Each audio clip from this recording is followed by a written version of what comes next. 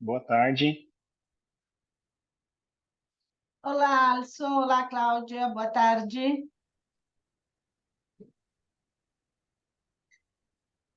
Me ouvem? Eu ouço. Perfeito. Agora sim. Tudo bom, Angelina? Tudo bom, Alisson? Tudo bom, professora Cláudia? Tudo bem? Tudo certo. Bom, graças a Deus. Obrigada. Eu estou aqui tentando. O nosso vídeo não apareceu porque foi enviado posteriormente. Ele aparece Tá lá no. cortando. Oi? Fala, Angelina. Estou em Rondônia e o, Ah, e o tempo aqui está instável. E o imaginei. Deixa eu diminuir a luz aqui. meu. Oi, Vandisson. Isso, boa tarde, tudo bem? Boa tarde. Eu estou em Rondônia e aqui até a televisão, se inventar muito, a gente fica. Mas, e hoje, por alguma razão, está assim, muito instável. A gente está com um tempo meio estranho esses dias. Mas o menino, o Evanilson, menino que é secretário de Estado, mas é um menino. Ele foi meu aluno e a gente ainda trabalha juntos, trabalha academicamente só, né? Ele quem vai apresentar e ele está em Barcelona, naquele evento de cidades inteligentes. Ah, eu E, tenho aluno lá. ixi, Tenho que dois, santo, poxa, que é, santo. dois alunos que fizeram PIBIC comigo, que foram meus orientandos. Um é diretor de inovação aqui em Ribeirão Preto, e ele está na feira junto com o secretário de inovação, e tem um outro aluno que também foi para o Sebrae, que também está nessa feira de Smart Cities. Tá todo mundo lá, viu? A gente precisava fazer um jeito de poder participar também para ver, até porque somos, digamos, somos a parte interessada de tudo isso enquanto cidadãos, né? Precisamos ver o que É. que essas pessoas que estão à frente, que bobagem estão fazendo aí que a gente precisa estar de olho. Aí ele tentando falar, ele acabou de me mandar, estava aqui preocupada porque o Avenilson está lá, então ele vai apresentar de lá. De lá? E Tá, Maravilha. é, ele vai apresentar de lá, são 9 horas lá. tá. Só para aproveitar o tema, Angelina, e o Anderson, eu tenho no YouTube gravado.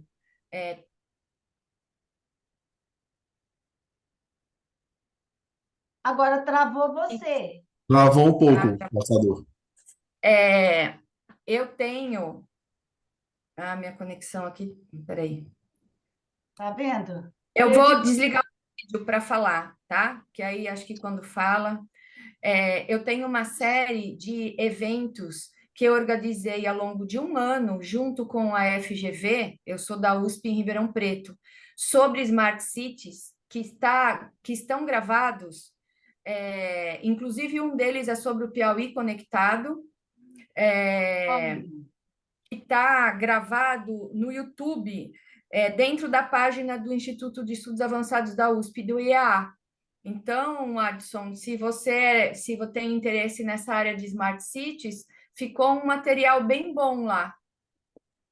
Ah, bacana, eu quero dar uma olhada, da Cláudia. Foi uma coisa, pandemia, assim, que a gente se juntou e fez uma série aí de atividades envolvendo aí esse tema. Mas só para Cláudia, desculpa, mas vamos falar de novo a hora que meu secretário de Estado voltar para gente, para eu poder falar, né? Fazer essa menção, e aí a gente anota, você pôs no chat ou não? pôr, então, peraí. Perfeito. Mas se ele não entrou ainda, se ele entrar depois, ele consegue ver? Não, Então vamos esperar um pouquinho. Não coloque, então, espera um pouquinho. Ele está entrando, eu tá, estou com ele aqui no WhatsApp. tá. Boa tarde, pessoal, tudo bem com vocês? A gente vai aguardar um pouco, não é isso, Alisson? Alisson é o moderador. Eu sou o líder aqui da sala e eu tenho certeza que vai ser uma tarde brilhante para a gente, tá? Os trabalhos estão incríveis. E aí eu acho que a gente dá o quê, Alisson? Mais uns 5 minutinhos, né? Para o pessoal entrar? Eu acho que sim, né? Ele já deve estar tentando se conectar aí à sala, né? Até achar o link Pronto. certinho, né? Aham, é. E daí ele faz a apresentação no tempo, né? Certinho. E em relação aos vídeos, aí cada um vai assistir. Como que você tem essa informação, Wanderson? Então, a gente pode fazer no esquema lá dos 8 minutos, né? Cada um apresentar o seu e a gente deixar as considerações e as trocas para o final. O que é que você acha? Ah, é que como eu Você, tô enquanto sem moderador, computador aqui, né? oi? Pode falar que eu acho que eu. Você, enquanto moderador, o que é que você acha dessa metodologia? Ou você prefere de um por um? Eu acho que fica menos cansativo deixando para o final. É, eu acho melhor. Concordo com você.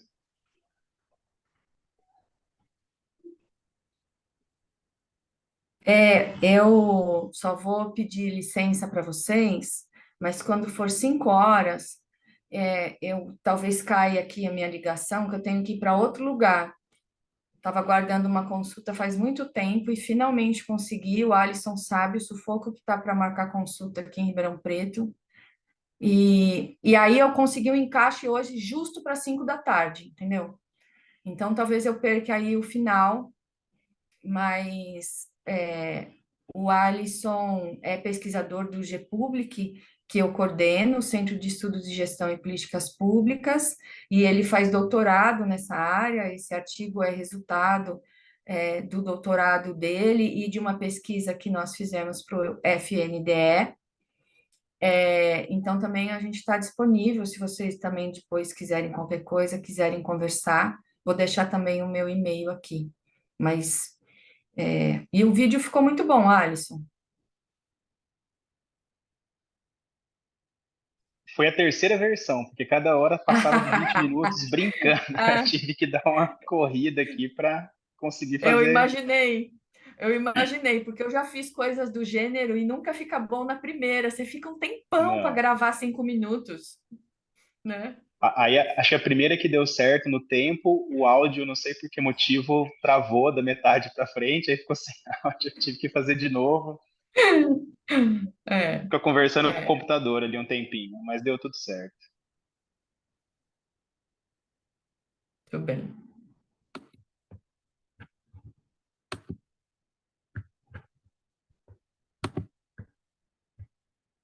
Wanderson, pela ordem, querido. Quem é que apresenta primeiro?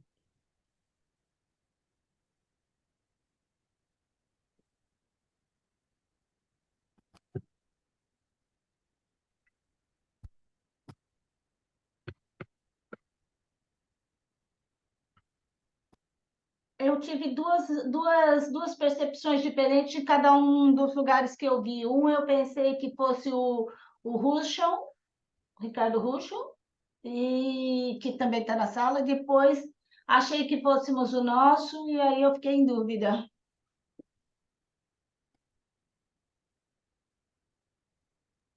É, pelo menos no link ali da sessão aparece o de vocês em primeiro, né?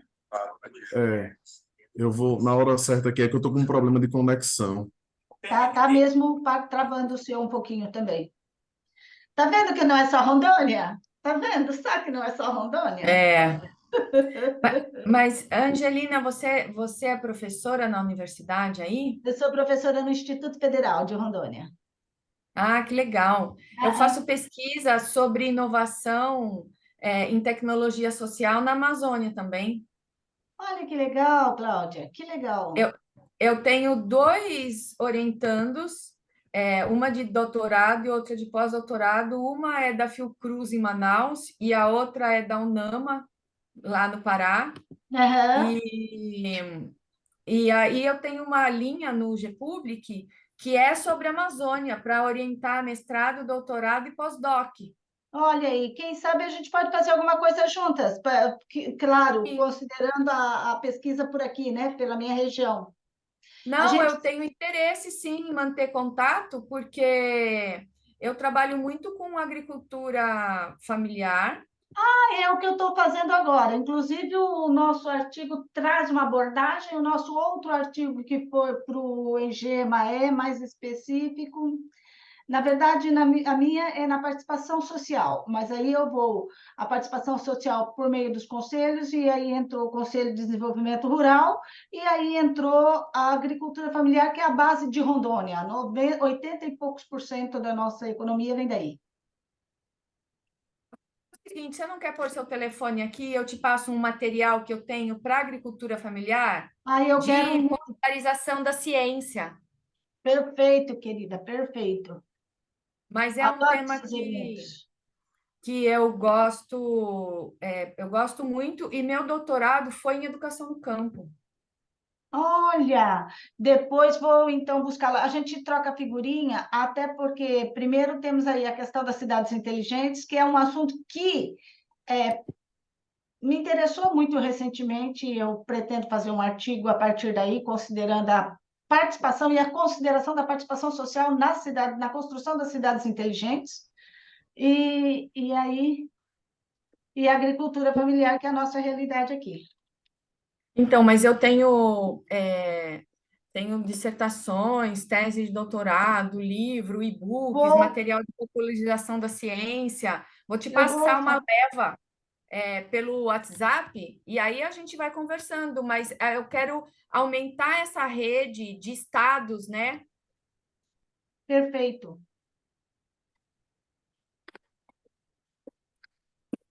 Bom, contato serve para todos, viu, Anderson? Viu, Ricardo?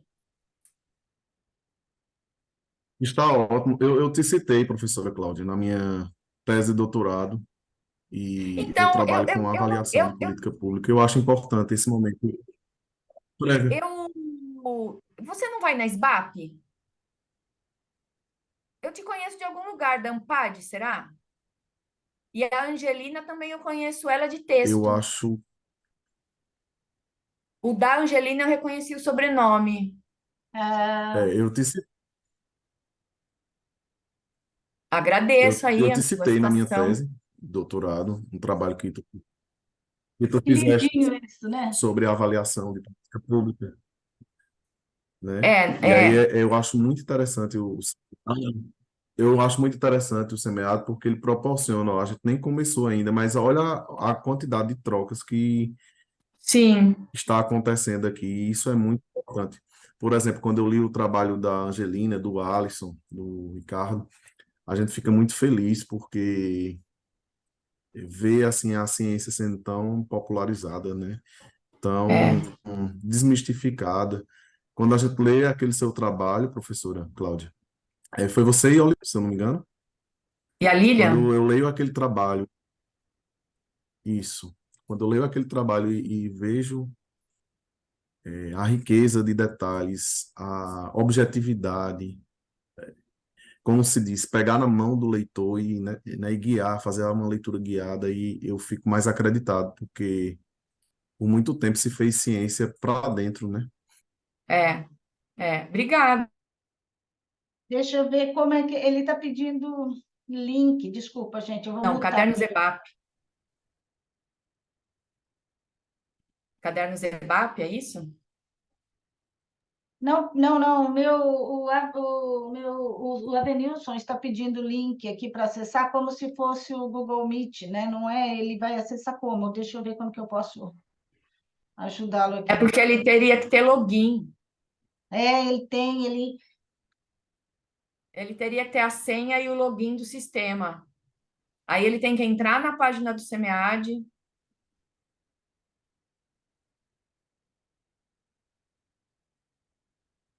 Mas, Wanderson, esse artigo que você está falando, que saiu no Caderno Zebap, tem uma atualização dele que virou um capítulo no livro do Michael, no handbook do Michael Howlett. Posso te passar.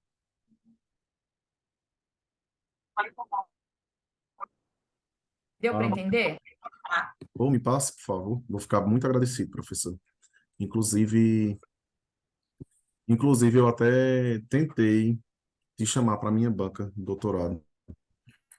Só que eu não tive tempo hábil de porque eu acabei terminando antes do tempo, e aí já tinha outras pessoas que participaram da qualificação, né? E a professora orientadora optou por não mudar muito a configuração. É porque a gente também tem esse processo de paixão, né? A gente vai se apaixonando É, com é, o decorrer do trabalho, vendo trabalhos.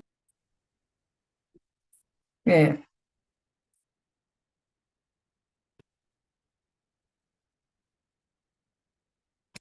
Então, por Eu que não que a estou gente não conseguindo mudar começa meu pelo plano. Alisson, que é o, o que eu já conheço, e a gente espera, você, não sei, ou pelo Ricardo, né? E a gente deixa o da Angelina aí de vocês para o final, que dá tempo aí dele entrar e a gente não atrasar muito, né? O que que você acha, Alisson? Olha, eu já me metendo aqui. Eu acho que sim. Ah, pode ser sim.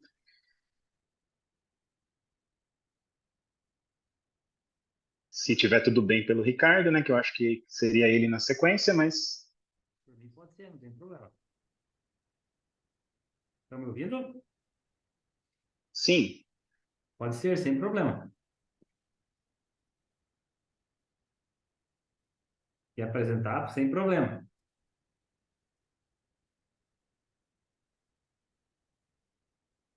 Não, Está me perfeito. ouvindo? Sim? Sim, Ricardo. Sim, ok. É que parecia que eu não estava ouvindo. Eu estou sem câmera para otimizar aqui a internet. Boa tarde. E aí, Alisson, você quer que eu rode o trabalho ou você vai apresentar aí? Como é que você prefere? Porque Eu você enviou, prefiro, não enviei, tá ali à disposição. Eu até ia compartilhar aqui, mas eu acho que conseguir por aí melhor, certo. Você quer que eu compartilhe aqui? por gentileza. Tudo bem. Só para fazer os cumprimentos cordiais, né? Desejo boa tarde a todos. É, Alisson, que é doutorando da FEA, não é isso, Alisson? É o Isso nosso mesmo.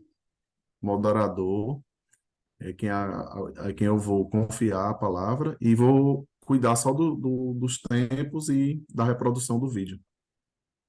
A gente pode dar início, tá tudo ok, todo mundo escuta bem? Sim. Sim, tudo certo.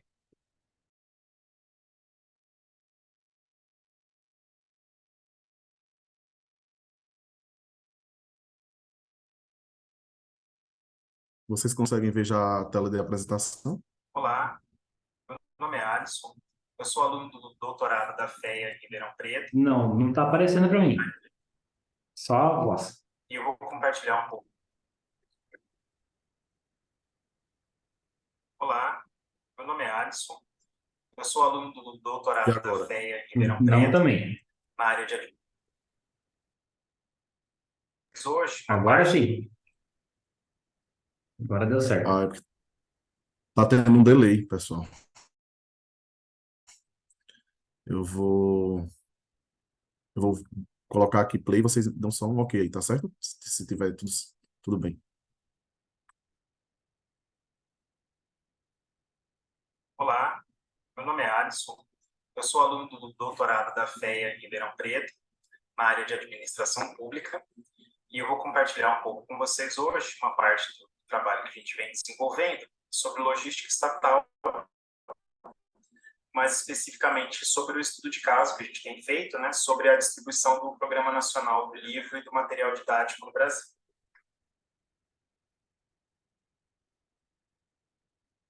O PNLD, ele começou ali em 1929, né, com o Instituto Nacional do Livro. Em 85 ganhou esse nome, que vem passando por progressivos aumentos, né, de demanda e de investimento.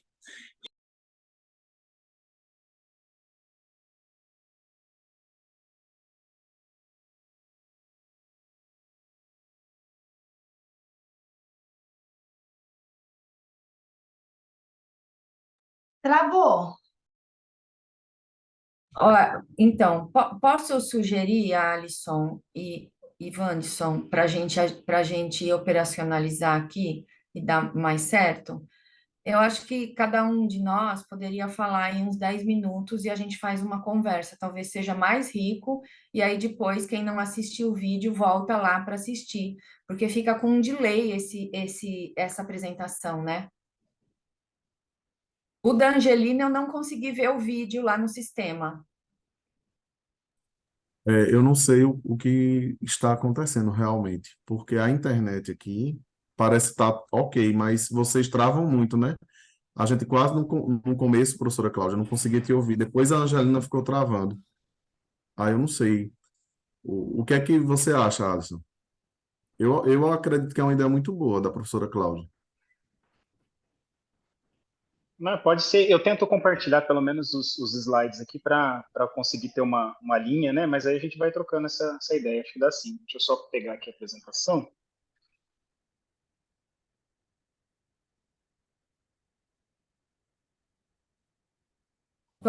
Enquanto ele vai colocando aí, eu vou falando um pouco do contexto. Então, a tese do doutorado do Alisson faz parte de um projeto que nós fizemos em parceria, então, FEA de Ribeirão Preto, na Universidade de São Paulo, e a Universidade Federal de Viçosa, de Lavras, desculpa, com o professor Denis, que também é pesquisador do GPUB, que também fez doutorado e mestrado aqui com a gente, em Ribeirão Preto, e foi feito um projeto de avaliação, né, do Programa Nacional de Livro Didático, que é uma política pública nacional que distribui esses livros para o Brasil inteiro.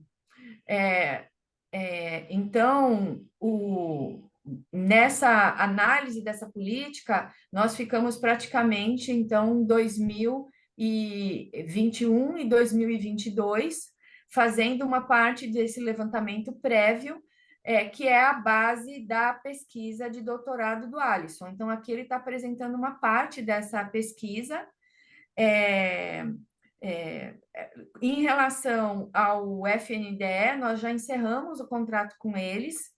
Eles queriam muito saber sobre o processo de logística do Correios, se era efetivo, né? Por detrás da contratação do FNDE, tinha um questionamento sobre a possibilidade ou não, na época, de privatizar o Correio. E o FNDE, de uma forma muito sábia, encomendou um estudo para ver se era possível fazer o processo de privatização. E aí nós fizemos a pesquisa para eles. Então, foi do ponto de vista da gestão, eu achei, né, um avanço, porque antes de privatizar, eles foram avaliar o setor, que várias vezes, né, setores no Brasil foram privatizados sem ter uma infraestrutura mínima de oferta e interesse do mercado privado, né? E então agora o Alisson pode falar mais sobre a pesquisa dele. Obrigada, Alisson. Não, obrigado, perfeito. Vocês estão me ouvindo legal? Sim. Então, a Sim. professora já apresentou, né, um pouco esse contexto, né, desse trabalho que a gente veio desenvolvendo.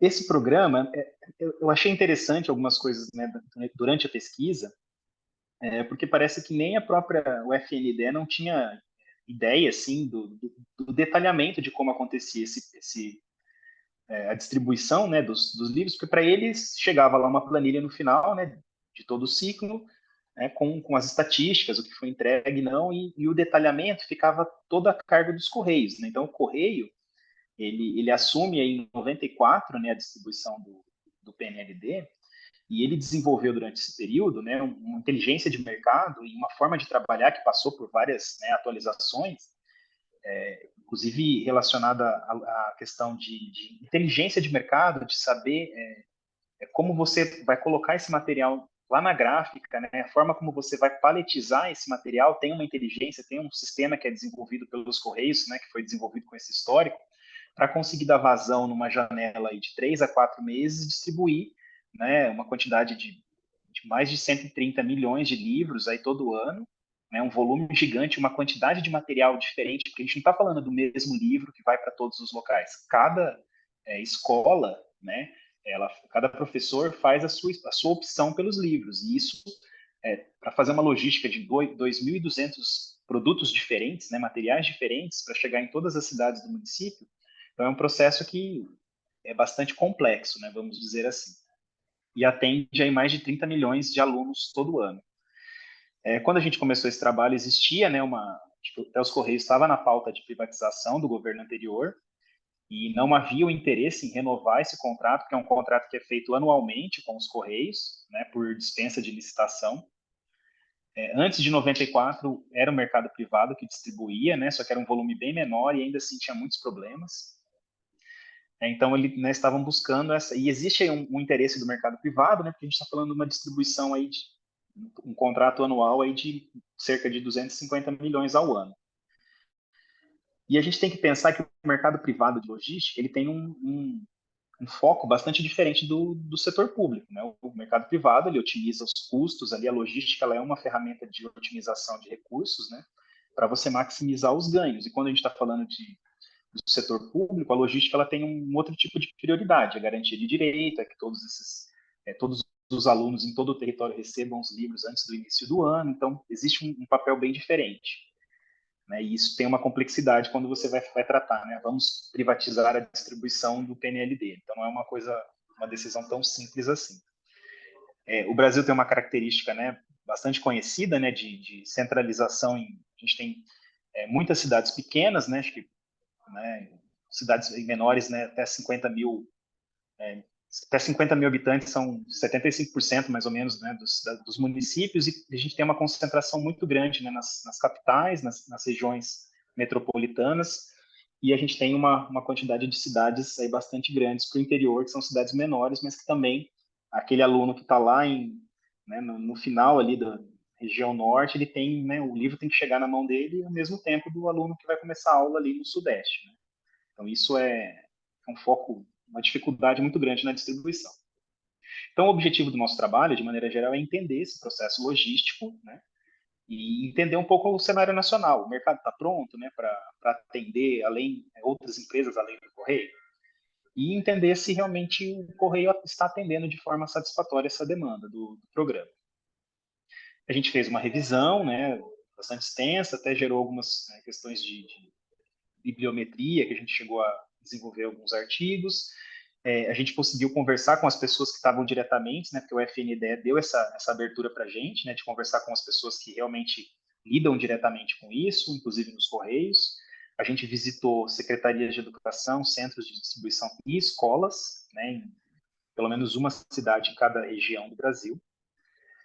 E a gente conseguiu também, num encontro que teve em 2022, em julho, lá em Belém, a gente conseguiu aplicar um questionário, né, relacionado à logística, né, algumas perguntas relacionadas ao programa e à logística do programa, para pessoas que estavam nesse encontro, que são pessoas chaves, que são coordenadores de programas de livros, né, em várias regiões do Brasil. Então, a gente conseguiu essa oportunidade bastante rara aí, né, de acontecer, e a gente conseguiu aí um retorno de 136 respostas de pessoas que atuam ali diretamente com o programa. Né?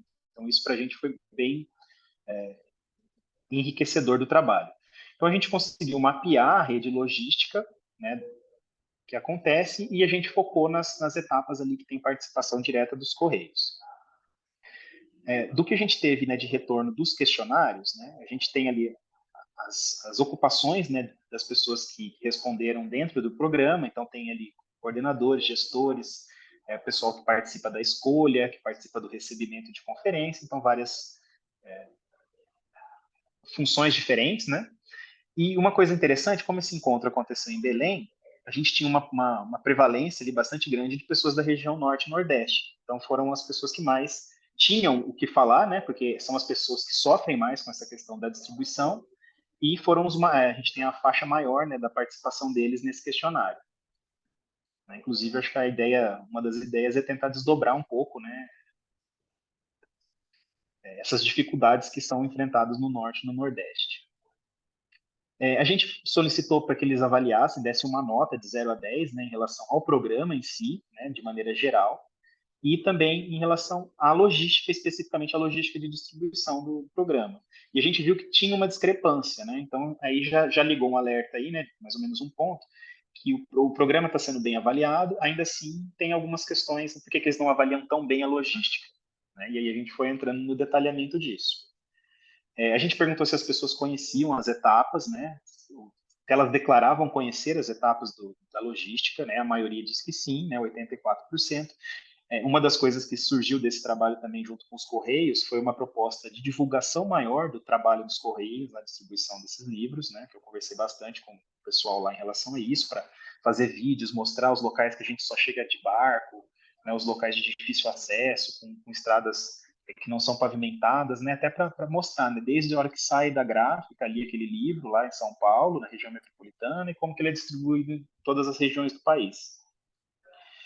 Alguns fatores, né, que eles apontaram de dificuldade na sua região, então ali a ausência de área, os Correios ele tem uma característica que impacta bastante, né, negativamente nessa distribuição, porque o Correio não faz entrega em escola rural. E nesse tipo de situação ele entrega na secretaria, né, estadual, e a secretaria tem que fazer a distribuição. E às vezes a secretaria não tem recurso para fazer essa distribuição, acaba atrasando, acaba deixando para uma reunião quando o diretor vem na secretaria, então isso acaba gerando bastante transtorno em relação a isso. Mas é uma característica dos Correios, né, de não atender essas áreas rurais. Existe essa questão de distâncias, existem locais, por exemplo, em Curitiba, que a rede municipal ela entra em férias no período que o livro está sendo entregue nas escolas, então muitas vezes acontece um retrabalho, né, porque chega na escola lá o entregador e não tem ninguém para receber os livros, aí isso, né, gera um retrabalho e um atraso também, malhas rodoviárias ruins e acessos também que são exclusivamente através de rios, e a gente está vendo agora, né, na região norte principalmente, que esse ano vai ter algum tipo de impacto nessa distribuição também, né? Um dos focos também que eu tenho aqui é lá para fevereiro, é tentar reaplicar esse questionário com as pessoas que participaram para a gente ver tanto os impactos, né, de uma nova gestão, né, que não colocou mais, né, que retirou, na verdade, os Correios da pauta de privatização, e também esse impacto ambiental, né, que está sendo gerado na região e como isso impacta a logística. Uma outra pergunta que a gente fez foi para eles avaliarem todos os aspectos da logística, então até coisas que a gente não estava, porque a gente ficou focado na distribuição. Mas a gente perguntou a questão de quantidade de livros, né, se está chegando os livros certos, nas datas corretas, e a gente viu que aonde tem assim maiores críticas são relacionadas ao número de livros, né, que chegam às vezes menos livro do que tem aluno naquele ano, porque tem uma questão do censo, né, que eles fazem a estimativa baseada no censo, e isso gera uma discrepância para o ano seguinte, e a questão de atraso efetivo, né, que acaba acontecendo. Então, só para finalizar, a gente entende, né, que os Correios ele tem capacidade técnica correspondente, ele se desenvolveu ao longo desses mais de 30 anos, né, para atender essa demanda exclusivamente. Ele tem um desenvolvimento contínuo, né? Todos os anos tem algum tipo de incremento, algum tipo de melhoria que é feita. Por exemplo, nesse ano, 2023, eles começaram a distribuição pelas áreas rurais. Identificando que existe um atraso maior, eles começaram a distribuição. Então eles conseguem ajustar o processo deles para tentar melhorar. Existe essa questão da inteligência de mercado, essa paletização virtual, que é um sistema que eles desenvolveram. O próprio indicador que eles têm, né, de entrega junto ao FNDE nos últimos anos, né, acho que os últimos 3, 4 anos, acima de 95% das entregas dentro do prazo antes do início das aulas. Ele tem capilaridade, né, uma das únicas empresas que tem essa capilaridade em todo o território.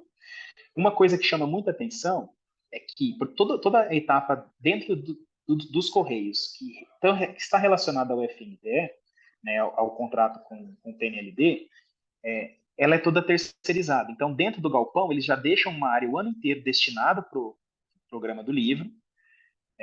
Quando tem, né, a distribuição, eles contratam mão de obra temporária para atender dentro dos centros de distribuição. A frota contratada de entregadores e de logística é toda terceirizada, eles não usam os mesmos recursos humanos, né, nem físicos, né, para as entregas comuns. Então, existe uma parceria com o mercado privado local, que é muito relevante, muito importante, que desenvolve esse mercado também. né, o Correio é o maior operador logístico, né, ele consegue atuar em locais que não são economicamente viáveis, né? Por exemplo, tem locais que você demora 90 dias para chegar o livro em determinada cidade, né? Então, isso é completamente fora o custo que ele está cobrando ali do FNDE, não é economicamente viável. Ainda assim, ele consegue, como ele atende o pacote todo, né? Então, ele consegue ter esse dinamismo aí nos recursos. Então, a gente entende que o mercado ele ainda precisa se desenvolver, o mercado privado em relação, principalmente à região norte e nordeste, que a gente tem muitas dificuldades de distribuição nesses locais, são poucos operadores logísticos de grande porte que poderiam atender ali. A gente entende também que, apesar de existir esses problemas pontuais aí relacionados à entrega, né, essa entrega está acontecendo de uma maneira bastante satisfatória, né? E existe uma participação significativa do mercado privado. Outras alternativas de consórcio, concessões, elas podem até ser viáveis, né? Desde que se desenvolva essas empresas, a forma de gerenciar esse contrato, porque hoje é muito fácil para o Ministério da Educação, para o FNDE. Então, você tem ali um grupo de 6, 7 pessoas que coordenam isso no Brasil inteiro, lá em Brasília, e quando eles têm algum problema de entrega em qualquer região do Brasil, eles conversam com uma pessoa-chave, né, que é o José Carlos, lá nos Correios, e é muito fácil essa gestão. Então, é muito centralizada e é fácil porque o José Carlos ele tem contato no Brasil inteiro, dentro da rede dos Correios, ele consegue resolver os problemas. Agora, se você pega uma situação regionalizada, vários contratos com FNDE em cada região, essa gestão, né, a forma de fiscalizar e gerenciar isso vai ser bem diferente. Então, vai demandar de muito mais recurso, muito mais pessoas, né, e aumenta a complexidade do processo. Então, a gente entende que, na época, quando a gente fez o trabalho, né, que a substituição imediata dos Correios vai trazer prejuízos muito grandes, né, e atraso em relação à distribuição, e essa política que é fundamental na educação, apesar de muita gente achar que o livro didático físico está com os dias contados, né, tem região que ele é a única ferramenta pedagógica ali, né, o único recurso que um professor tem numa região, às vezes, carente, numa escola que não tem internet, né, então a gente entende que se você fizer uma substituição totalmente digital ou mudar a distribuição, a forma como é feita essa distribuição, a gente vai ter um Um impacto muito minuto, grande na educação. um minuto, Um Alisson. minuto? Não, já tô no finalzinho, deu certinho. A gente entende também que o Correio ele busca essas melhorias no processo, né, tentando otimizar recursos também, mas eles têm um comprometimento bastante grande, né, com esse bem público e com esses recursos. Então, aqui só finalizando, tem algumas imagens, né, das regiões que a gente foi, né, a gente foi desde escola que tinha 6 mil alunos, né, que é a maior escola pública do Brasil, né, que é lá em Curitiba, até escolas rurais ali na região próxima de Brasília. A gente fez visitas também numa das principais gráficas, né, a FTD, em Guarulhos, né, que fica essa gráfica gigantesca. Aqui são algumas fotos do encontro e as nossas referências. Seria isso, agradeço e fico à disposição. Deixa eu tirar aqui, né?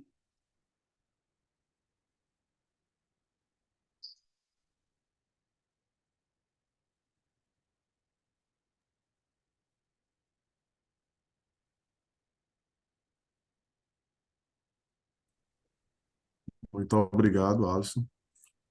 E agora a gente volta para a sequência lá, né, que a gente tinha. Agora seria o estudo da influência dos fatores contingenciais na implementação dos sistemas de controle interno de municípios paranaenses. Eu subi aqui, ó.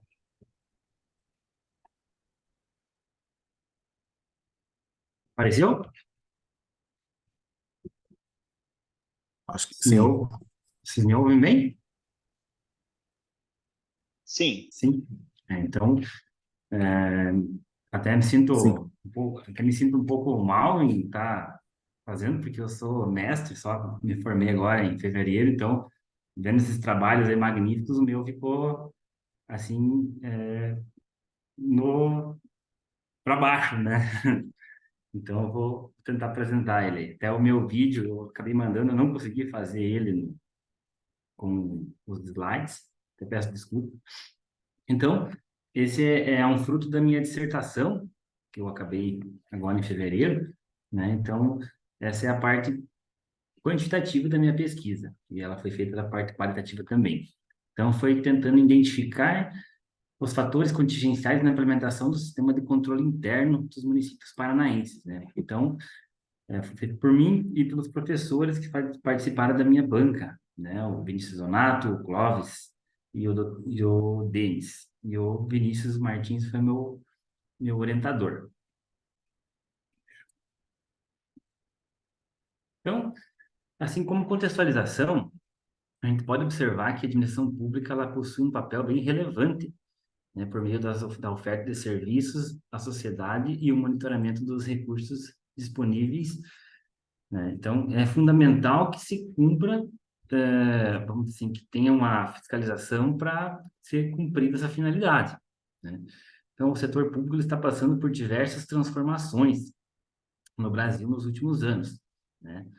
Um fator desse é a obrigatoriedade da instituição e manutenção de atuantes sistemas de controle interno no setor público, né, por meio das legislações vigentes. Portanto, destaca-se a real necessidade de de investigação de razões que dificultem ou contribuam à implementação do sistema de controle interno, que é um tema atual relevante para a pesquisa científica no setor público, né? Nessa perspectiva, a gente tem a pergunta de pesquisa, que na percepção dos controles internos, quais os fatores contingenciais influenciam a implementação do sistema de controle interno nas prefeituras paranaenses, né? E o objetivo da pesquisa foi demonstrar se os fatores da teoria da contingência influenciam a implementação do sistema de controle interno conforme a visão dos controladores internos. O embasamento teórico, né, utilizou-se a teoria da contingência. Porque ela demonstra, ela tem como proposição de que não existe um modelo específico em face das organizações. Então, não tem um modelo específico que pode ser genérico para todos. Então, cada uma tem a sua necessidade. Então, por esse motivo, a teoria ela é fortemente utilizada com o intuito da compreensão das organizações, por meio dos fatores contingenciais, ambiente, estrutura, estratégia, tecnologia e porte, né? Ela é muito utilizada na parte do setor privado, e agora tem alguns trabalhos aí que estão incluindo ela na pública, né? Que é bem interessante.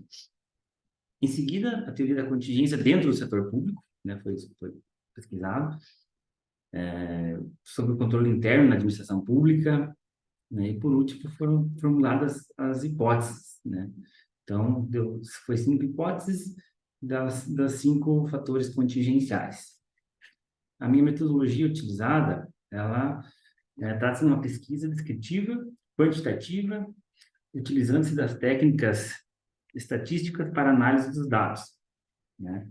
Para testar a relação que possa existir entre os fatores contingenciais e a implementação do sistema de controle interno.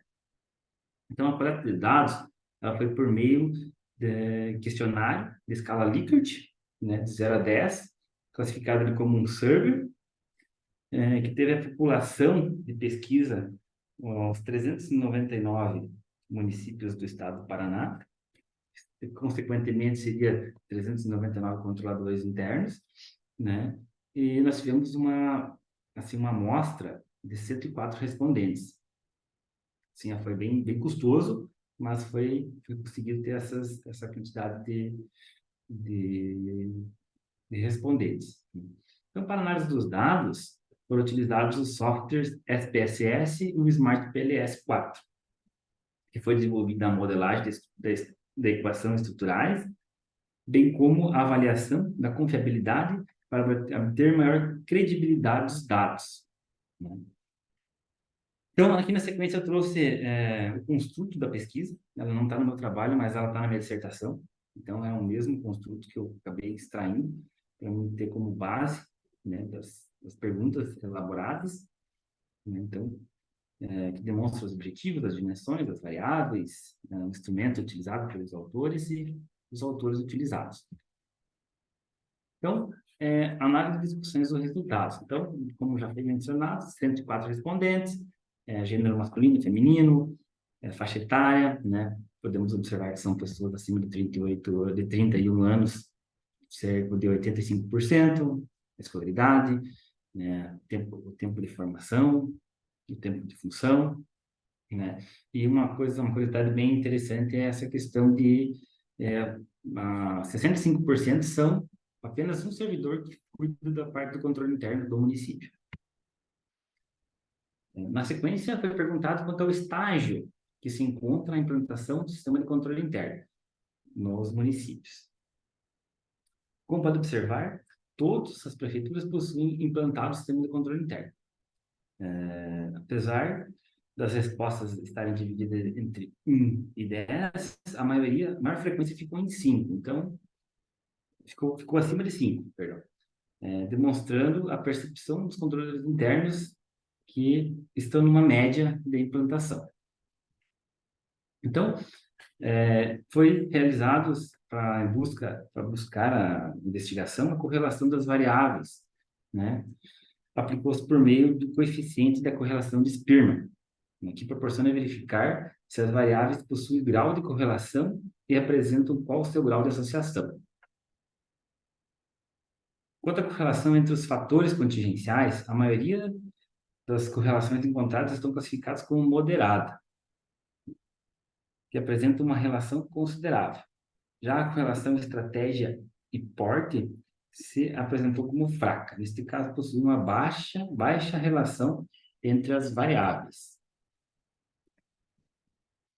Para a realização do teste de hipótese, foi realizada a modelagem de equações estruturais, né?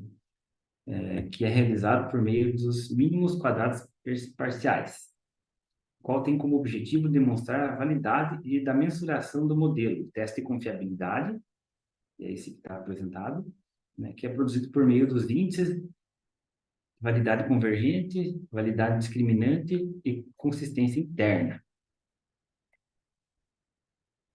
Aqui nós temos a validade discriminante pelo critério Cross-Loader.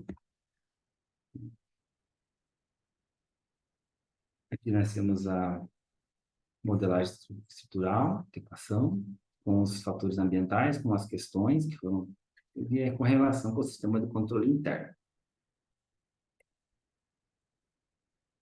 Então, aqui, por fim, aqui nós temos o coeficiente de caminhos e significância das relações, né? Então, foi pelo procedimento de bootstrapping.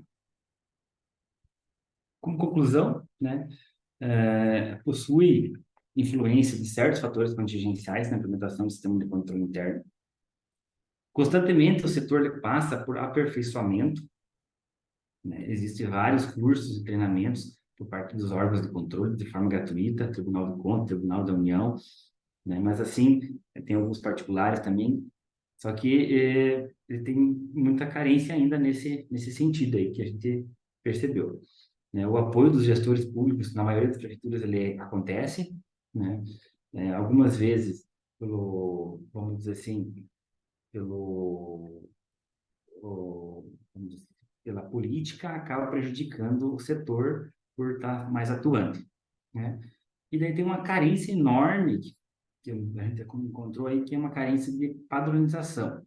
Normatização até tem, mas uma padronização de todos os municípios fazerem o mesmo controle, né? Porque cada município tem um controle que, vamos dizer assim, que acha pertinente a fazer. Então, essa é uma carência que a gente viu aí, e os controladores internos sentem necessidade de vamos dizer assim, o Tribunal de Contas hoje ele pede uma coisa, amanhã ele pede outra, e acaba não tendo vamos dizer assim, uma sequência. Para um município pede uma coisa, para outro pede outra, então acaba ficando bem complicado, né? E por causa da política também, muitas vezes ele acaba sendo trocado, o servidor, e é colocado um outro servidor que não conhece do assunto, não tem agora me fugiu o nome, mas não tem a sucessão, não tem vamos dizer assim, uma sequência do trabalho, né? Não tem uma sequência do trabalho, Então, a pessoa que está, ela sai, ela leva tudo com ela, e a pessoa que entra nova, ela tem que, vamos dizer assim, estar indo atrás, procurando. Não tem uma normatização da prefeitura. Então, a limitação da pesquisa, ela foi utilizada apenas a teoria da contingência, os fatores ambiente, estrutura, estratégia, tecnologia e Tem um porte. minuto, Ricardo. Um Tudo minuto. bem, estou terminando. O Poder Executivo Municipal apenas as prefeituras, né? E a resposta dos questionários foi apenas com os controladores internos. Para estudos futuros, né? Ele pode ser aplicar outras teorias, né? Na implementação do sistema de controle interno, ser aplicados em outros estados, fazer um comparativo entre os achados, que eu acho que é bem pertinente, né? E realizar a mesma pesquisa, porém com maior número de profissionais, pegar prefeitos, secretários, contadores, pegar um maior leque de profissionais. E essas seriam minhas referências. Muito obrigado.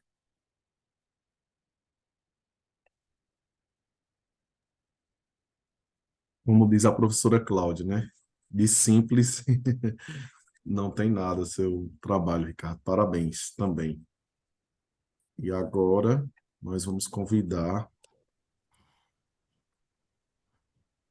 a Avenilson, né? Trindade. É o seu trabalho, Angelina. O Avenilson não conseguiu entrar, ele não. Ele está tendo dificuldade com o Zoom e nós fizemos inclusive ligação, mas Você quer que eu tente passar o vídeo dele? quero sim.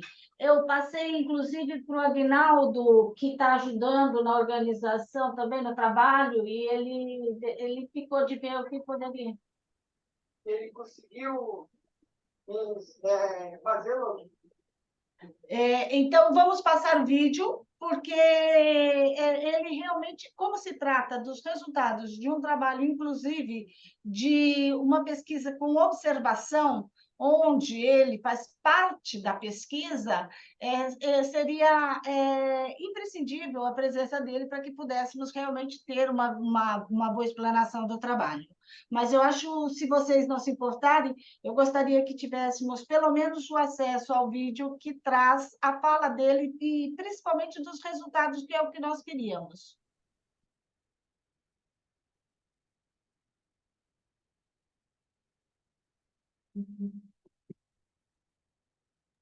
Vou tentar rodar aqui, tá, gente? Alisson, você está aí? Sua conexão também está ruim, né, Alisson? Eu tô evitando E o o seu vídeo aqui microfone. só para. Não, eu já tenho um vídeo aqui, eu vou só tentar passar.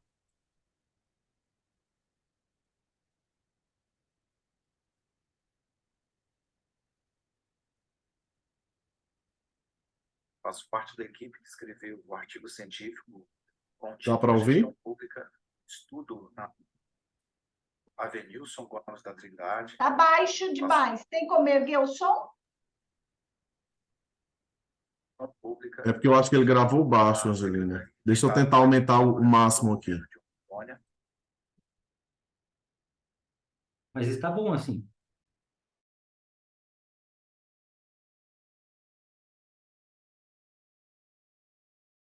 Agora está mudo para mim aqui. Está mudo? Coordenador de... Agora voltou. Eu sou Avenilson Gomes da Trindade. Agora está escutando bem. Faço parte da equipe que escreveu o artigo científico com o título Gestão Pública, um estudo na Secretaria de Estado da Agricultura do governo de Rondônia para verificar a aderência ao uso do método PDCA. Atualmente, eu exerço o cargo de secretário de Estado adjunto de Desenvolvimento Econômico, mas já atuei e trabalhei na Secretaria de Agricultura como diretor executivo e também como coordenador de Desenvolvimento Agropecuário, onde nós trabalhávamos com as principais cadeias produtivas e também as cadeias produtivas emergentes. E uma das coisas que nos chamou a atenção e foi um dos pontos de motivação para a elaboração do artigo científico é que observando ao longo de 10 anos a execução do orçamento da SEAGRE, a gente alcança uma média de 38% de sucesso. É uma média que chama muita atenção e preocupação, porque a agricultura exerce um papel muito importante na economia de Rondônia e a política agrícola, na sua execução, ela pode promover o alcance dos resultados que são necessários para suprir demandas sociais e também demandas econômicas do setor. Um outro ponto bastante relevante nesse cenário é que, na configuração das propriedades rurais no estado de Rondônia, 85% são constituídos por agricultores familiares, que significa que, majoritariamente, um contingente bastante elevado de produtores rurais, de famílias rurais, precisam de suporte governamental, de suporte da política pública e dependem muito do sucesso da execução da política agrícola no Estado, porque isso vai impactar na geração de renda e na geração de emprego, porque se tem ali desde o fomento até o apoio à comercialização agrícola. E quando se observou por que a SEAGRE oscilava tanto nesse período de orçamento, ou seja, desses 10 anos, alguns anos nós tivemos percentuais bastante elevados, mas também em outros anos percentuais muito baixos. Isso, na média, fez com que tivéssemos esse percentual, um percentual de 38%. Quando se observou a forma como o planejamento é elaborado, monitorado e o acompanhamento da execução, o que nós identificamos na nossa pesquisa foi uma diversidade de formas de fazer, ou seja, não tinha um padrão, aliás, não tem um padrão de planejamento que possa equiparar os programas, tanto desde a concepção ao acompanhamento da execução e também o seu resultado. Na nossa pesquisa, nós identificamos, através de questionário aplicado a 30 servidores da Secretaria, num universo de 205 servidores, ficando ali em torno de 25% a 30% da nossa amostra, foi que encontramos mais de quase 10 formas diferentes, ferramentas de elaboração. Isso fazia com que o planejamento ficasse muito ligado à experiência da pessoa e não um método institucional que pudesse ampliar os resultados. E a nossa ideia foi testar a aplicação do método PDCA nesse cenário, de modo que nós conseguíssemos trazer o método consagrado, não fosse tão complicado de executar, já que a Secretaria de Agricultura, por ser uma instituição muito tradicional, tem mais de 5 décadas, ela já tem um quadro já de uma faixa etária que bastante experiente, e isso ajudaria tanto na inclusão de um método já tradicionalmente testado, quanto também poderia ensejar a preocupação de resistência a uma ferramenta nova, né? Mas, quando nós aplicamos o questionário teve o objetivo, teve duas partes, né? Uma parte foi tentar identificar como eles estavam trabalhando esse planejamento. A gente já vinha sensivelmente conectando as perguntas às etapas do PDCA. Então, nós identificamos que 76% dos servidores, eles utilizavam alguma ferramenta. Então, nesse diagnóstico, identificamos quase 10 ferramentas diferentes. Isso foi um ponto de atenção da nossa pesquisa. E quando nós aplicamos o questionário na segunda parte das perguntas, nós identificamos que 81% dos setores, dos servidores que lideram o processo de planejamento, eles reúnem com a equipe para construir ali a concepção do que eles querem alcançar como resultado, né?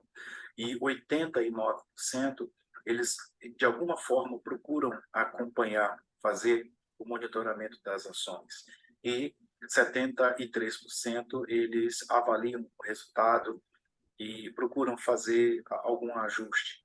E esses percentuais que nós encontramos de perguntas relacionadas e conectadas com as etapas do PDCA nos mostraram que de alguma forma, mesmo que intuitivamente, a partir da sua experiência, eles já utilizam ali alguma parte, alguma etapa do PDCA, então seria bastante possível a aplicação de um método que pudesse reunir aí a experiência de todos os servidores e reduzir essa diversidade do uso de ferramentas, porque após a concepção desses projetos, eles são todos inseridos no planejamento plurianual, que é o planejamento oficial obrigatório da instituição pública, com base também na LDO, que é a nossa Lei de Diretrizes Orçamentárias, e a Lei Orçamentária Anual, que é o nosso planejamento de curto prazo. Então, aqui, os projetos que vão para esses instrumentos de planejamento oficial, eles são concebidos pelos setores, e o que nós estamos buscando com a pesquisa é uma forma que a gente consiga padronizar e otimizar desde a elaboração, o acompanhamento e o resultado dessas ações, desses projetos, mesmo que eles depois sejam incluídos no plano plurianual e na lei orçamentária anual. Então, nós concluímos a nossa etapa dessa pesquisa, no primeiro momento, que o PDCA é um método, sim, que tem aderência à Secretaria de Estado da Agricultura, e um segundo momento, uma segunda etapa da pesquisa é fazer, de fato, uma aplicação e testar os seus resultados, para que a gente possa conferir e afirmar e validar que a aplicação do método traz, sim, os resultados. Eu agradeço, deixo aí um abraço a todos e ficamos à disposição.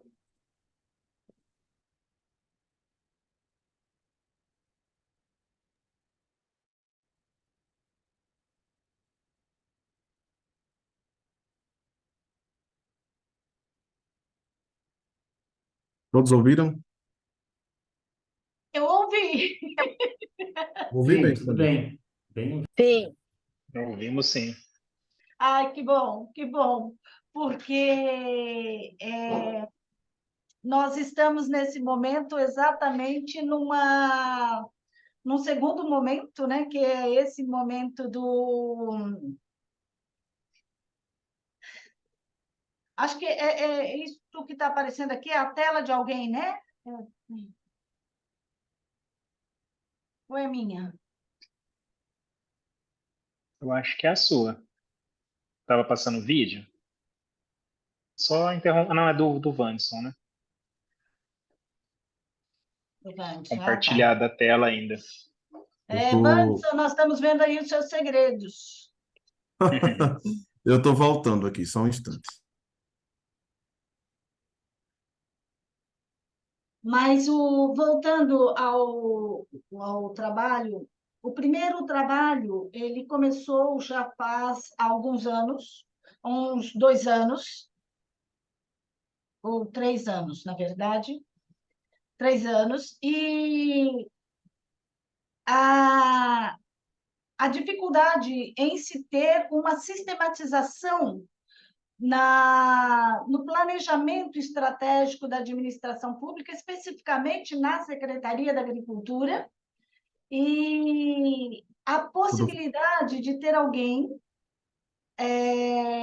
com voz de comando, com autoridade para implantar o sistema e assumir isso no decurso. Interessante que nós tivemos aí uma reeleição onde tivemos reeleição e, portanto, nós vamos ter também a possibilidade de fazer a avaliação da implantação o momento em que estamos no momento, né? O momento é esse de agora, onde nós estamos começando um trabalho de buscar os dados Janine, Oi.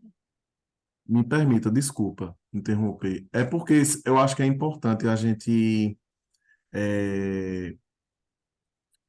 parar agora porque você está falando sobre o seu trabalho, né? Ai, desculpa, Não, querido, não tem, não tem problema desculpa. não. É só porque assim encerrou o último trabalho, né? E aí o Alisson vai moderar a discussão. Aí a sua fala fica sendo importante no. Não é isso, Alisson? Não, perfeito, mas Angelina, se você quiser continuar o raciocínio, que eu Comenta. acho que já veio aí Já franquei a palavra, acho que não tem A gente problema pelos já, a outros, não. gente já adianta, né? Tudo bem por você, Ricardo e Cláudia? Por a gente, eu e Alisson, tudo ok. Tudo bem, não tem problema nenhum. Ah, então ótimo.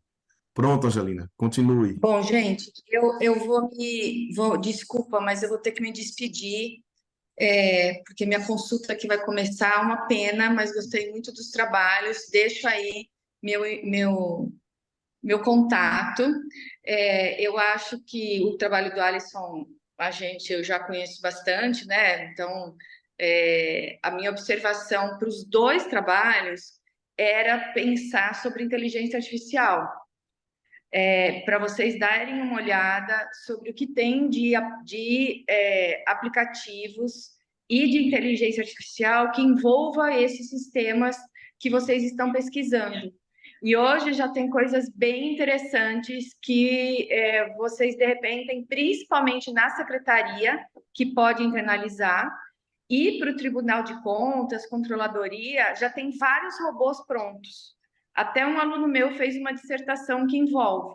Gostei muito da metodologia, Ricardo, da pesquisa que vocês estão também fazendo, mas eu acho que talvez seja uma coisa para o futuro, né? Para pensar esse desafio de fazer a análise, né, do que para as duas, acho que para as duas iniciativas, talvez seja o caminho aí para o futuro, né? Mas é isso, eu me despeço, foi um prazer e desculpa eu sair aqui um pouco antes do tempo.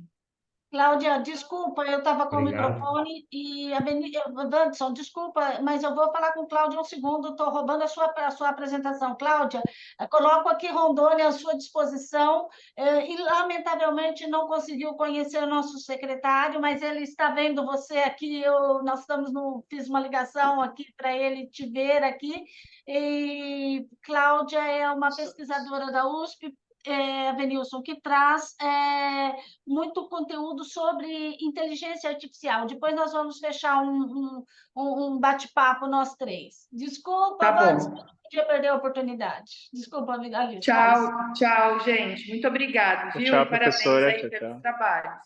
Obrigado, professor. Então, a gente vai franquear a palavra Angelina, que já começou, não é isso, Alisson? E aí, Isso, perfeito. Alisson Como a vai gente tomar. isso, como a gente está em, estamos nós quatro agora, né? Eu acho que dá para cada um faz seus comentários aí, né? E eu acho que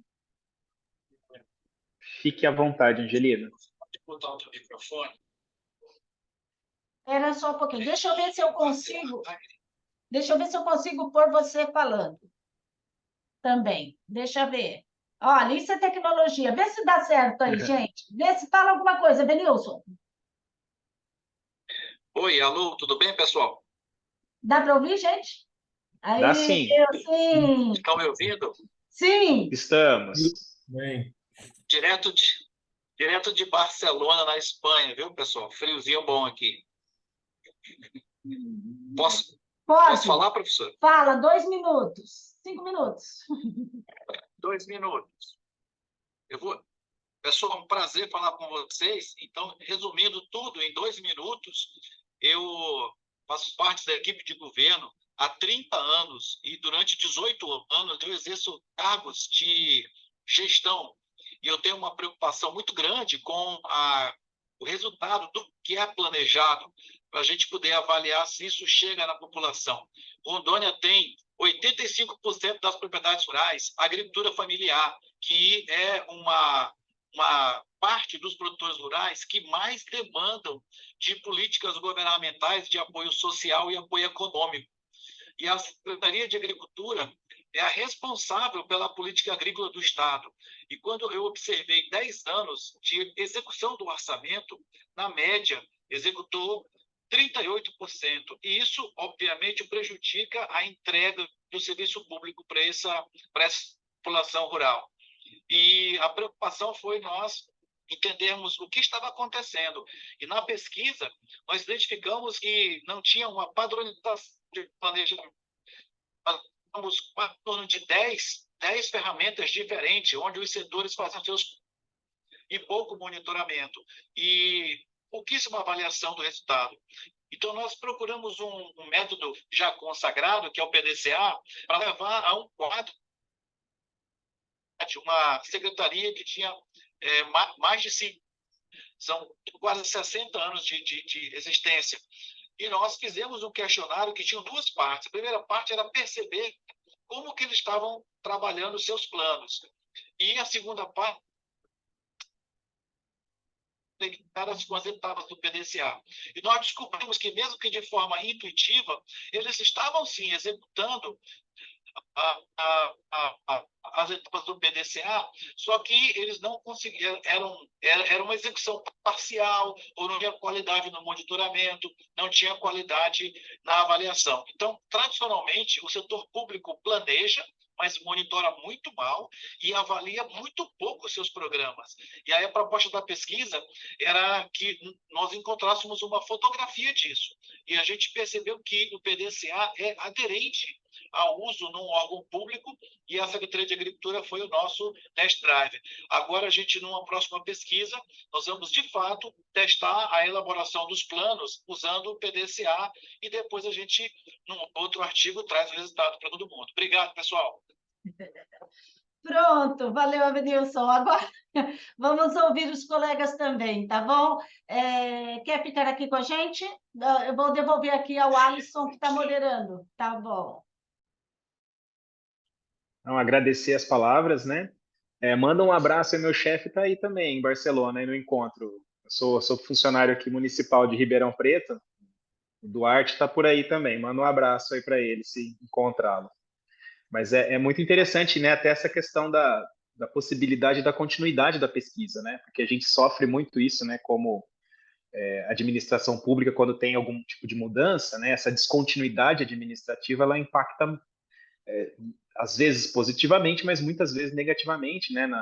No controle, no desenvolvimento desses programas, né? E realmente, né? Quando você vê que você tem o recurso disponibilizado para aquilo e você, né, não está conseguindo executar, né, e às vezes falta essa padronização de metodologia, como isso é uma questão bastante importante e relevante, né? Agradecer novamente, né?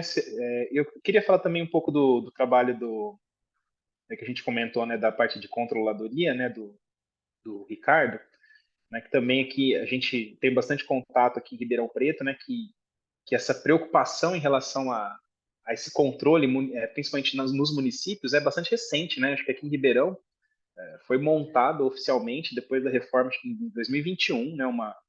Um órgão para tratar, né, desses assuntos, né, de uma maneira, uma forma de trabalhar, né, diferente. E realmente, quando você vê que existem boa parte dos municípios, né, você tem ali às vezes uma pessoa centralizando, né, todo esse que acaba sendo uma responsabilidade bastante grande, né?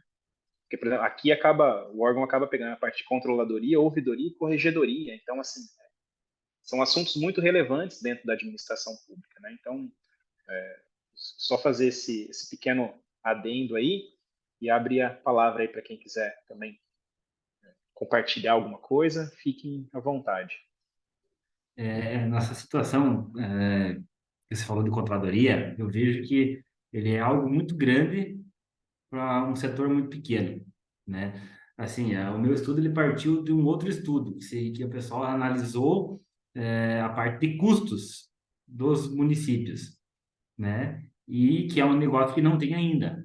Alguns municípios estão incluindo, mas não tem ainda também tanta efetividade de custo de serviço, porque eu terceirizo ou eu mesmo compro uma máquina e faço.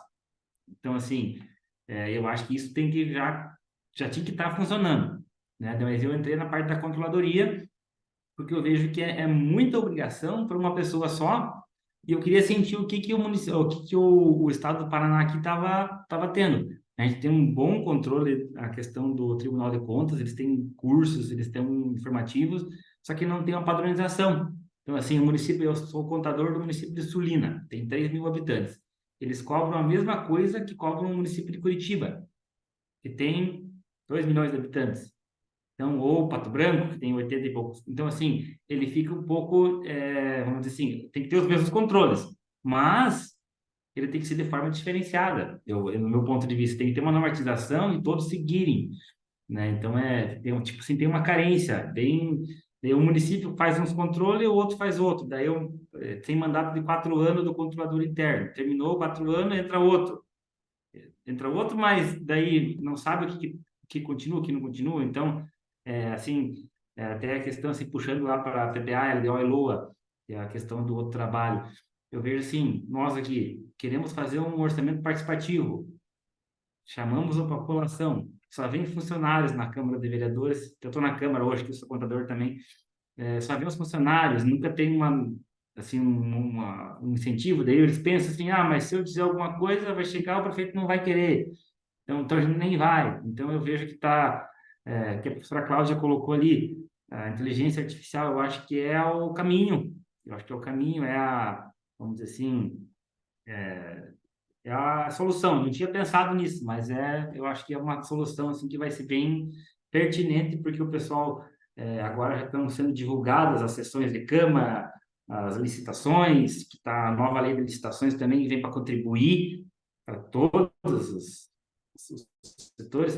Na minha opinião, tinha que mudar algumas coisas a mais ainda, mas já vem para melhorar, né? Então,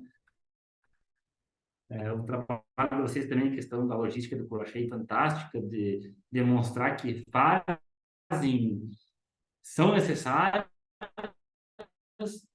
só que o governo muitas vezes não dá tanto valor também, porque era uma empresa que outras coisas, mas tem, né? Então, eu achei muito pertinentes os dois trabalhos aí que eu li. Muito boa leitura. Muito obrigado. Eu queria falar também, bom, primeiro, a questão do controle interno, a participação social na verdade, um dos assuntos que eu busco, que é uma forma de controle externo, não é o controle interno, mas o controle, e cada vez mais a gente percebe, o próprio Avenilson, na sua fala, dizia isso para a gente, né? Ele tem 30 anos enquanto servidor público e está há várias gestões como chefe, como primeiro escalão de governo, então, com toda essa experiência, com todo esse know-how, e ele nos afirma, mesmo fazendo parte do primeiro escalão, ele reconhece, sabe, o quão falho é a sistematização de governo. Então, ou a gente traz os princípios, e quem sabe esse conceito da Smart City, ele vem contribuir, vem trazer, vem enriquecer, vem mudar tudo isso, e a gente vai ser muito mais eficaz enquanto administração pública e enquanto sociedade, enquanto participação social na sociedade, porque nós temos um histórico de ineficiência, nós temos um histórico onde se destaca pontos de bons resultados e pontos e cidades e locais de bons resultados. E aí a gente olha os demais outros índices, a gente vê o quão falho estamos. Mas talvez o próprio sistema não seja o adequado, talvez falta, e aí eu entro numa coisa que eu acho que é o caminho, que é a participação, encontrarmos meios, inclusive a própria de participar. Então, essa questão do controle, o controle interno, mas também o controle externo exercido pela sociedade com a sua própria participação, a efetividade dela ali. A questão da logística, né? Na apresentação, na questão dos livros, na apresentação da distribuição, e eu me lembrava, aqui nós temos lugares que, para você chegar, você em Amazonas, muito mais complexo que nós, Rondônia, mas você viaja 10 horas de barco para chegar nessa localidade, 10 horas no rio, num barco, para chegar. Então, para falar de logística, a gente entende bem o problema, as dificuldades dessa distribuição, porque não é uma malha viária que tem São Paulo, por exemplo, né? Não é um outro cenário. A gente navega pelos rios, não pelas estradas. Então, é muito mais complexo do que se pode imaginar. E não conheço o Amazonas, mas o Amazonas com muito mais dificuldade que a gente, com muito mais dificuldade que a gente. Então, é gigantesco o problema enfrentado por qualquer distribuição de qualquer produto, inclusive em momentos de crise, até a questão de produtos alimentícios, né? Sobrevivência. E aí, dos livros, é isso, esperar mesmo a reunião, porque o pessoal já vem para cá para levar os livros. Se me permitem, né? Eu lembro de um caso específico numa cidade lá que ela fica bem no extremo, né? São Gabriel da Cachoeira. O pessoal dos Correios, eles falam que demoram cerca de 80, 90 dias, né, do que eles recebem ali na capital até chegar o livro nas escolas lá, que além de ter a questão do deslocamento, né, através de barco, através de rios, tem trechos que você tem que descer a carga, então a carga já é preparada de uma forma que você consegue carregá-la manualmente, o barco vem para cima aqui do ombro, tem trechos de trilha para você subir, e assim, dependendo da condição do rio, você não consegue subir. Aí você tem que aguardar, voltar a chover, voltar né, porque são as grandes rodovias, né, na região norte, acabam sendo os rios, né? Não tem outra forma de chegar. E você falar que, não, vamos privatizar né, é aquela questão até que o Ricardo comentou, não, vamos, o que é melhor, privatizar ou manter os Correios, né, com isso aqui? Não existe empresa para fazer isso lá. Então, assim, se não forem os Correios, né, vai ter que ser vai ter que ser o Exército, porque não há interesse econômico, né, porque são cidades extremamente pequenas, são cidades que são mais carentes, mais pobres, né, que geram menos recursos. Então, assim, você vai fazer uma entrega de livro lá a R$17 o pacote? Não vai, né? Você vê as promoções aqui, né? Sul-Sudeste, não, é frete grátis. Aí você olha lá embaixo, exceto, né? Tem lá algumas regiões que não, né? Então você pensar em como operacionalizar, vamos privatizar? Ok, é uma opção de governo, tem que ser estudado, né? E essas coisas tempestivas, a gente teve agora recente no estado de São Paulo, né? Uma proposta de abolir o livro físico, sem nenhum tipo de estudo, sem nada. Inclusive, até o pessoal do FNDE buscou aqui alguns dados que a gente tinha, né, para municiar um questionamento do Ministério Público. Você não pode tempestivamente tomar uma decisão dessa, coisas que já estavam pagas, né? Não, a gente vai abrir mão disso e vai fazer tudo digital. Aqui no estado de São Paulo tem muitas escolas que não têm internet. E aí, como é que você vai fazer? Não, vai levar o CD-ROM lá para a escola. Não tem computador. O computador precisa de manutenção, não tem uma rotina de manutenção.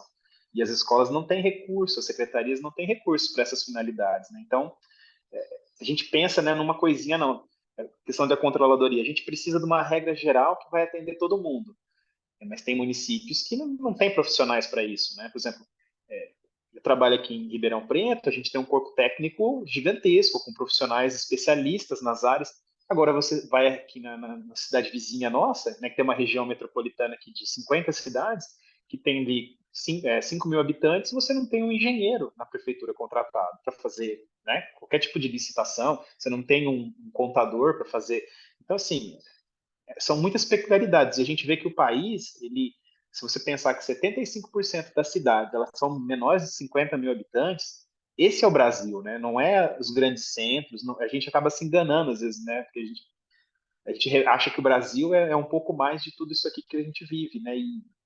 E essa experiência de pisar em outros locais abriu um pouco o meu leque aí, né? De entender esses problemas de uma maneira mais global. Posso falar só uma complementação? A questão, assim, que eu vejo, que eu trabalho aqui no município de 3 mil habitantes, né? Tem um município que eu resido, tem 21 mil habitantes. E tem um outro que tem 80 mil habitantes. Então, assim, se a gente for analisar o corpo técnico de Sulina, comparado com o Chopinzinho, já dá diferença. Nós temos um engenheiro civil, Chopinzinho tem 5, Pato Branco tem 10. Então, assim, tem mais recurso, consegue ter mais, tem mais empresas que estão, não é só o FPM, no caso aqui nosso, o FPM que é o FPM e ICMS que mantém o nosso município. Tu pega Pato Branco, pega Curitiba, o mínimo que eles recebem é de FPM, é de ICMS. Eles recebem de ISS, eles estão recebendo de outras, são um polo diferente, né? Então, eu vejo que tem que pensar, que nem tu falou, 75% são menos de 50 mil habitantes, então tem que ter esse corte aí, eu acho que é um negócio assim, que tem que ser pensado para... E eu vejo que todos os congressos que eu participei, todos a administração pública está entrando e entrando forte.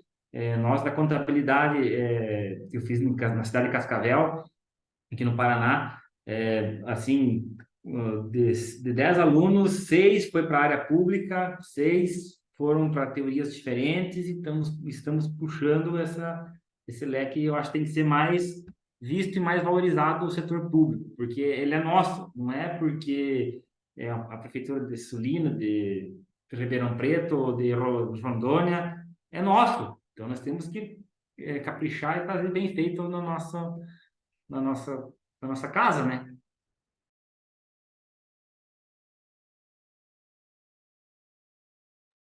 Seria isso. Justamente. Pessoal, só fazendo um adendo, Alisson. Foi muito relevante essas suas falas sobre essa questão da composição, né, do Brasil, do que é o Brasil de fato. E aí, complementando a isso, a gente tem que entender também um contexto socioeconômico, né, dessas pessoas.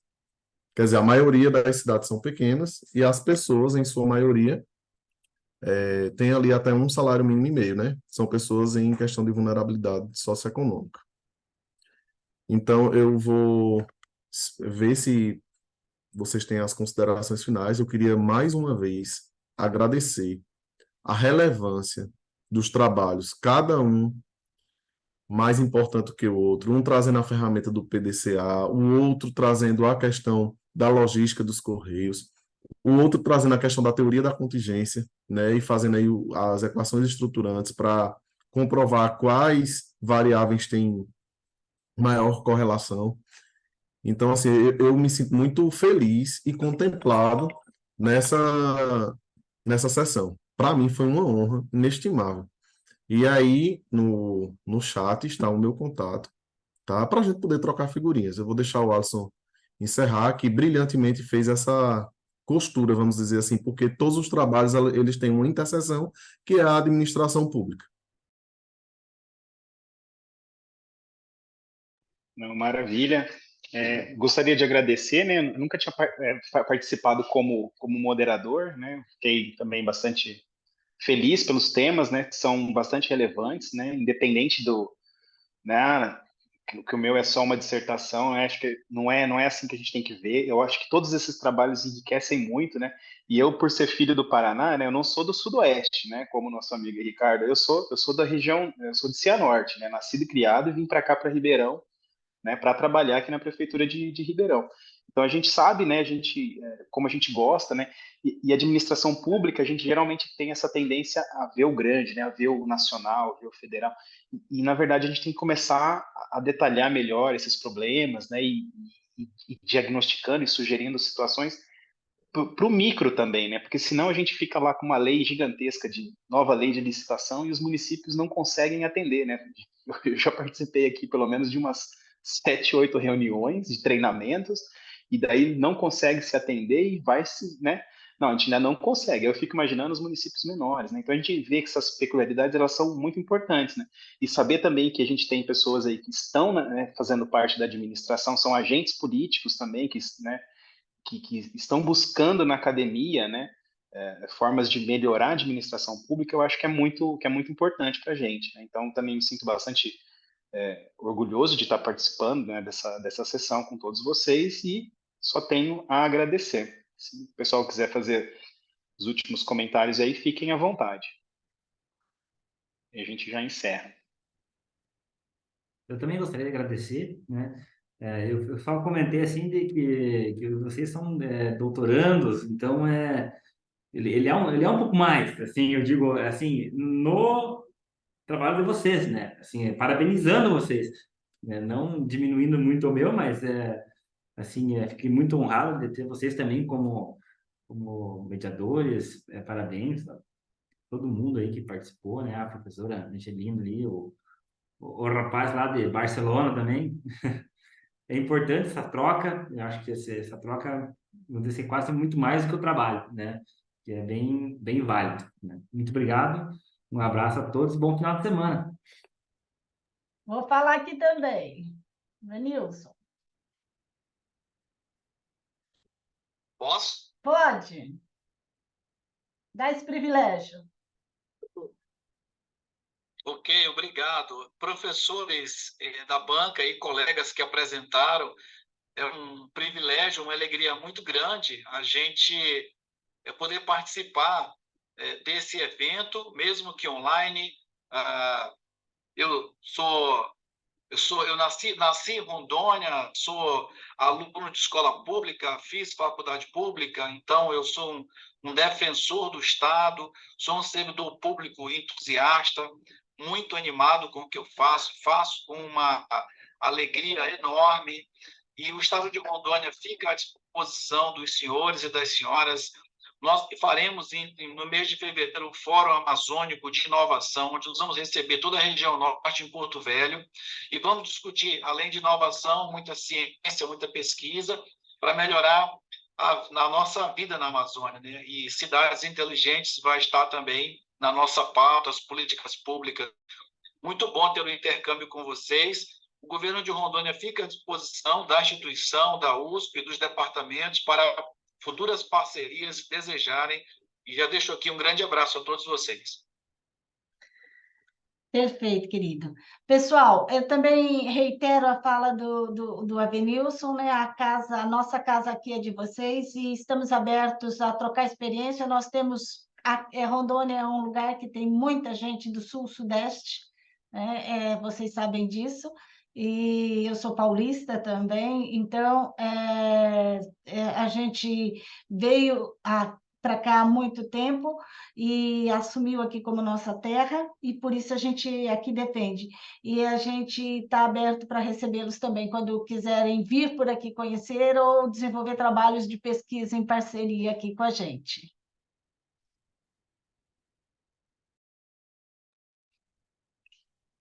Maravilha. Wanderson, algum comentário ou podemos encerrar? Eu estou satisfeito com o que eu já falei para vocês. Não, perfeito, então. Então, acho que podemos nos despedir aí, desejando um ótimo final de semana para todos e dar-se por encerrada esta sessão. Abraço a todos, tchau, tchau.